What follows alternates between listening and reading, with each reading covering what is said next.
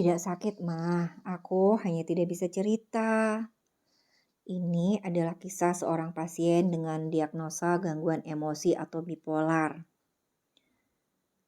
Sudah bertahun-tahun minum obat. Ini seorang anak wanita usia 20-an, sebut saja namanya Ani. Dibawa oleh mama yang melaporkan bahwa anak ini di semester 4 tiba-tiba mogok kuliah. Setiap ditanya apa alasannya, kenapa, cuma diam gak mau menjawab. Kebanyakan sehari-hari emosinya seperti tidak stabil, hanya menangis, teriak-teriak, marah-marah, atau diam 1000 bahasa. Dibawa ke psikiater, tentu saja dikasih obat karena didiagnosa bipolar. Tidak menyelesaikan masalah, yang ada anaknya tidur terus. Badan semakin menggemuk dan haidnya menjadi tidak lancar. Bisa berbulan-bulan tidak haid, kalaupun haid sedikit dan selesai dengan cepat tidak sampai seminggu. Masalahnya sudah jelas di aspek emosi atau mental. Kenapa harus diobati dengan obat? Itu obat hanyalah untuk aspek fisik. Mau sampai kapan minum obat? Masa tergantung terus sama obat? Yang ada dia tenang, tapi tenangnya karena obat, bukan karena kesadaran. Tenangnya dengan dibuat tidur terus. Dapat solusinya? Yang ada anak menjadi gemuk, sehingga timbul masalah baru di mana kepercayaan dirinya terganggu. Secara fisik, obat-obat psikiatri ini beberapa bisa memiliki efek samping kesuburan, di mana haid menjadi tidak lancar. Ini mah namanya menyelesaikan masalah dengan menimbulkan masalah baru. Tapi nggak bisa disalahkan sih sikap orang tua seperti ini. Semua berawal dari ketidaktahuan orang tua juga. Dari kecil mindsetnya selalu obat. Apapun masalahnya selesai dengan obat. Padahal tidak selamanya seperti itu. Saat sesi pendalaman masalah ke anak, semua emosinya di level 9 dan 10. Marah, terluka, dendam, sakit hati, benci, frustasi, takut, cemas, kesepian, sedih, merasa tidak mampu, merasa ditolak, merasa tidak berharga, kecewa, merasa tidak diinginkan, dan lain-lain.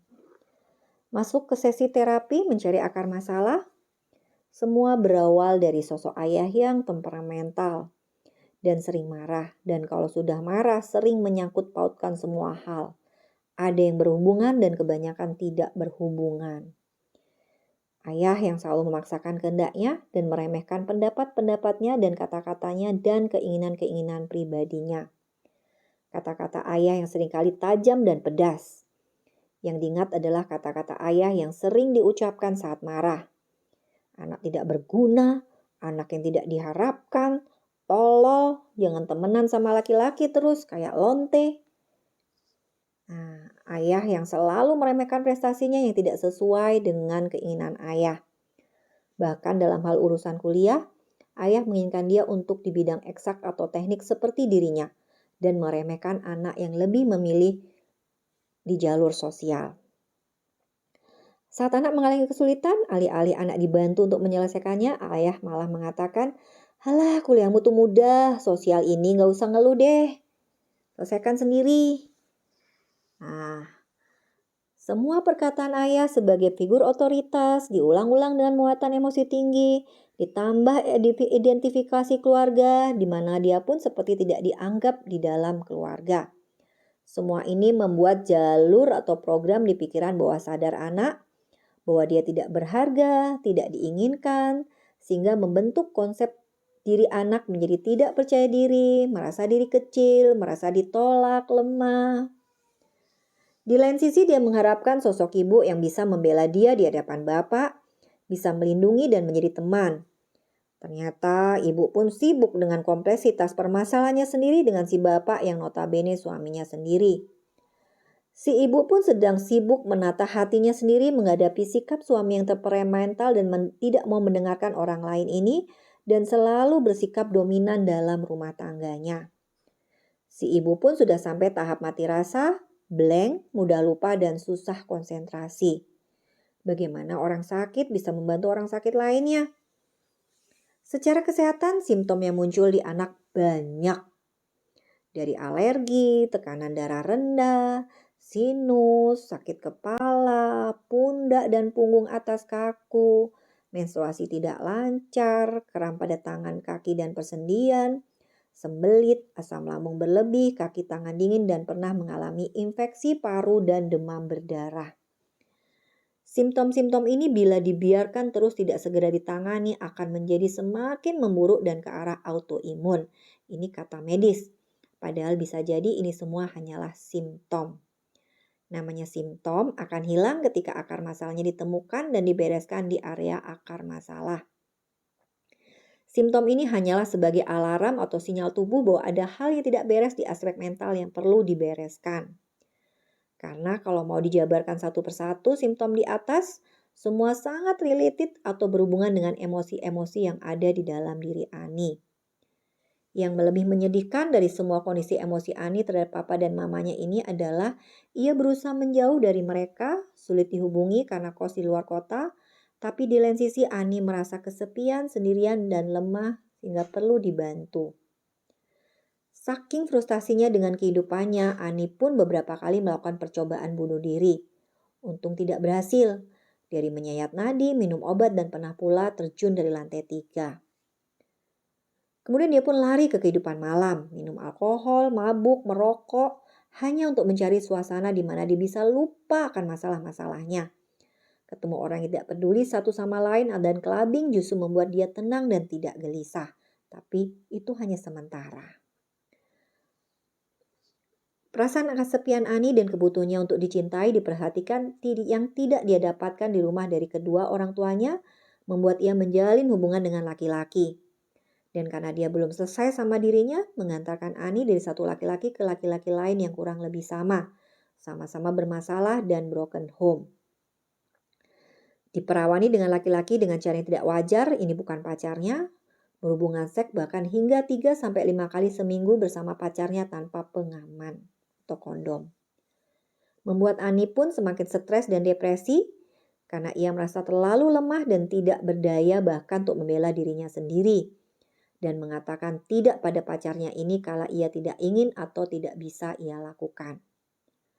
Karena seringnya ia berganti pacar ini sehingga di kampusnya pun membuat ia dikenal sebagai cewek yang bisa dipakai. Ini yang membuat Ani semakin terpuruk dan memilih mogok kuliah. Ia tidak kuasa menceritakan ini semua ke mamanya, sehingga muncul dalam emosi-emosi yang tidak terkontrol naik turun. Dikenali dokter psikiater sebagai bipolar, dikasih obat yang semakin memperburuk keadaan diri Ani. Duh, seandainya dokter mau saja lebih sabar dan telaten untuk menggali, pasti ketemu kok akar masalahnya. Bukan masalah langsung dibungkam dengan obat. Padahal justru simptom yang muncul adalah pesan cinta atau semacam alarm pengingat dari dalam diri. Kalau sudah begini, mau tidak mau penanganan selanjutnya harus melibatkan orang tua, terutama bapak sebagai sumber masalahnya. Ini bukan untuk menyalahkan orang tua ya, tapi seringkali orang tua berlaku demikian ke anak juga tidak sadar. Karena bisa jadi perlakuan-perlakuan yang diberikan ke anak adalah refleksi atau cerminan perlakuan-perlakuan yang dia terima dulu dari orang tuanya juga. Dia marah ke orang tua, tapi marah ini plus perlakuan yang sama dia terima dari orang tua dia salurkan ke anak. Lagi-lagi, semua ini tersimpan di pikiran bawah sadar seseorang. Bisa disadari, kebanyakan justru tidak disadari. Di mana peran pikiran bawah sadar justru 95-99% mempengaruhi sikap, perilaku, emosi, dan kata-kata seseorang saat ini. Saat masalah ini berhubungan dengan anak, maka orang tua wajib dilibatkan. Karena ibarat anak adalah ikan di dalam akuarium. Saat ikannya sakit, bukan justru dikasih obat loh di ikan atau airnya, yang malah membuat ikan semakin mabuk dan sakit. Tapi rawat dan pindahkan ikannya ke akuarium lain, ganti air bahkan ganti akuarium lama dengan yang baru. Akuarium ini adalah ibarat lingkungan tempat ikan atau anak ini tumbuh. Akuarium dan air adalah lingkungan terdekat, dalam hal ini kebanyakan adalah orang tua. Semoga dengan tulisan kecil ini membuat orang tua semakin sadar bahwa kita pun tidak sempurna. Kita mungkin membawa luka-luka masa lalu dari orang tua kita dulu. Please, sadari. Jangan malu mengakuinya bahwa Anda pun dulu juga korban. Yuk dibereskan biar semua sehat dan kita menciptakan dunia yang lebih baik dimulai dari lingkungan keluarga kita sendiri. Salam sayang selalu dari saya, Sinta.